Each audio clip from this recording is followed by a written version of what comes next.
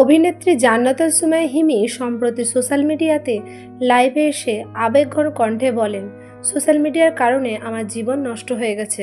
এই ধরনের বক্তব্য এখন ভাইরাল সারা নেট দুনিয়ায়। হিমি জানান, প্রতিদিনই তার নামে ভুয়া পোস্ট, মিথ্যা ছবি ও বিকৃত খবর ছড়ানো হচ্ছে। তিনি বলেন, আমি যা নই মানুষ সেটাই বিশ্বাস করছে।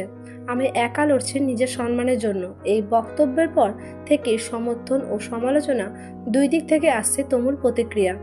নেটিজেনদের কেউ বলছেন, হিমি যেভাবে নিজের মানসিক কষ্ট প্রকাশ করছেন সেটা খুবই মানবিক একটি মুহূর্ত। আবার কেউ কেউ প্রশ্ন তুলছেন, সোশ্যাল মিডিয়ায় এত কিছু পোস্ট করার আগে শিল্পীদের আরও সচেতন হওয়া দরকার। এই ধরনের ভাইরাল খবরের সবশেষ আপডেট পেতে এখনই চ্যানেলটি সাবস্ক্রাইব করুন এবং পাশে থাকা বেল আইকনটি অন করে রাখুন যেন কোনো কিছুই মিস না হয়।